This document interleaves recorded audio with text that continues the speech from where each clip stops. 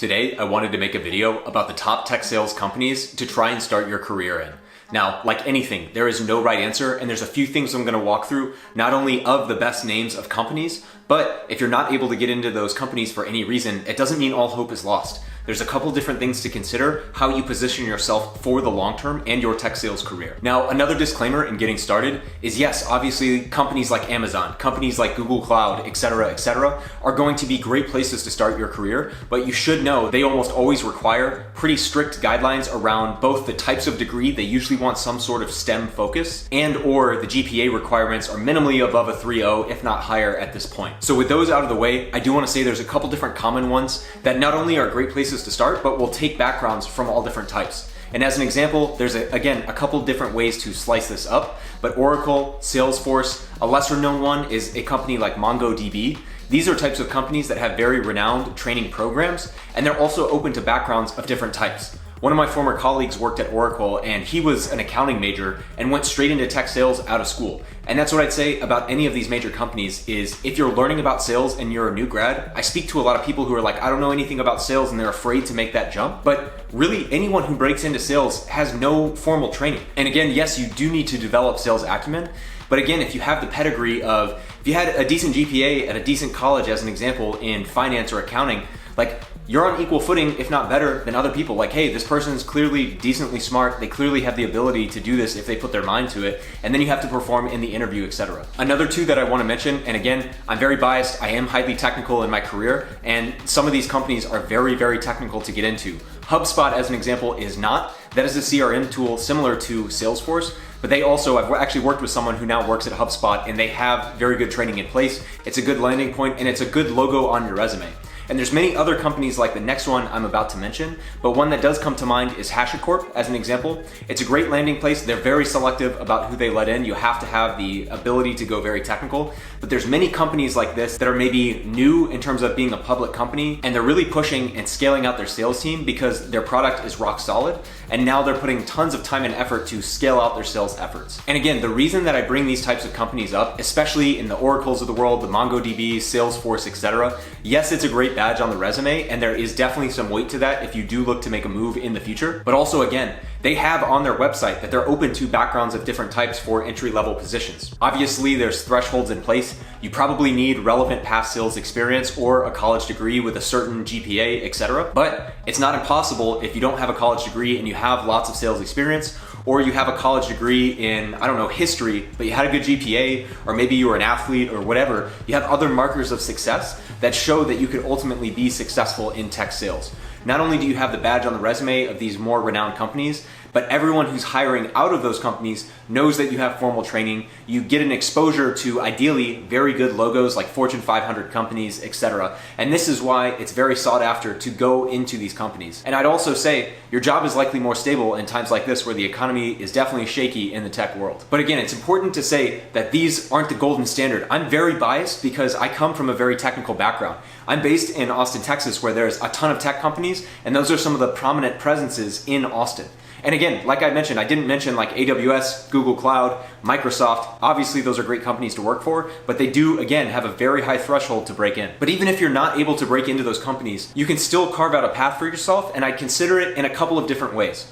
You'll probably have to break into a startup. And if you're looking for a good startup to break into, I would take a look at their website, see if there's any prominent logos. I don't know, your major Fortune 500 companies, very cool companies, etc. Maybe they're selling to a lot of startups in Silicon Valley.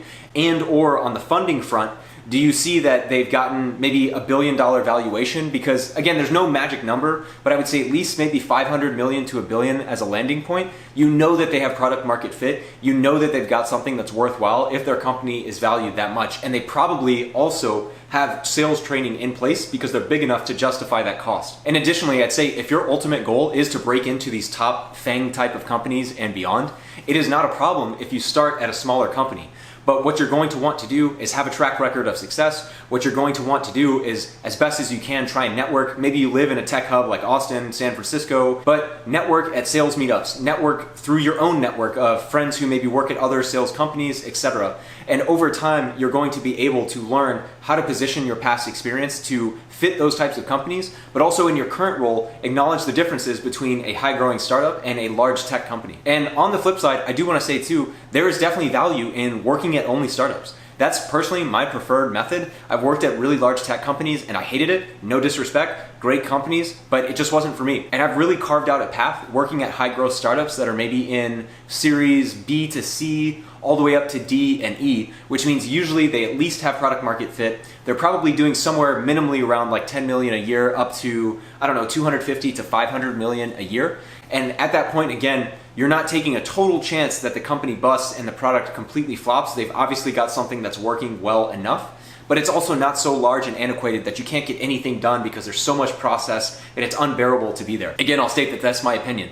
But again, to say in your case, if you can't break into those top tech companies and that's your goal, start at a smaller tech company. Ideally find one that has strong financial backing. You see that reps have done well there and also now work at maybe a Google of the world or whatever it might be. And also, if you don't necessarily want to go to those top tier tech companies, then that's fine. I would encourage you again to find a fast growing startup that has a product market fit, and you can see that by finding great brands and case studies on their website. You can see that by rounds of funding. If they're getting hundreds of millions of dollars in funding and they're valued at 500 million to $1 billion plus, that's a pretty good sign that that's at least a good product to sell. And then beyond that, it's okay if you want to work in startups. It can be very, very lucrative. And as you go throughout your career, if you spend your entire life in startups, again, that's where I've been and I've been very happy there. But you kind of pigeonhole yourself to work in startups your whole life, which is great, totally fine.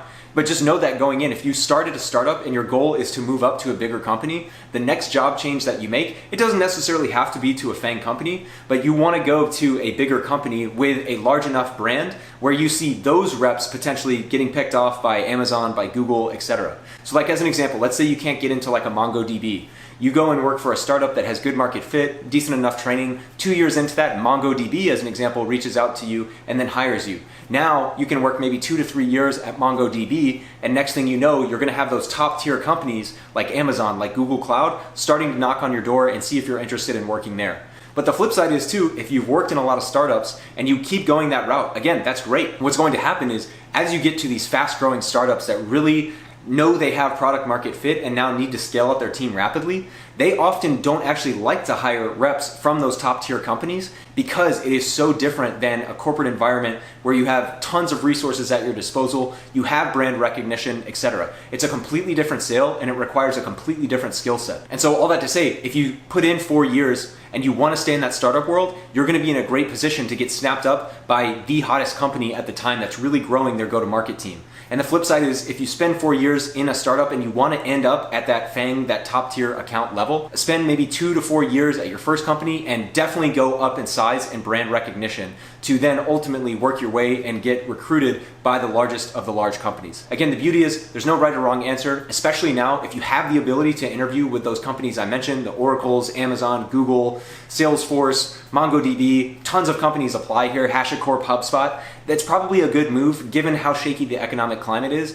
And worst case, if you don't like those big companies, you can now go to the smaller ones. But at a minimum, there's no right or wrong path. I hope that gives you some clarity when you're planning out your career. And by extension, don't overplan. You're never gonna know how your career goes. I thought I was gonna be an engineer. I thought I was gonna work my way up to like product management, and I hated it. And now I'm in sales and I love it. So if anything, I hope that helps, and we will see you next time. Thanks.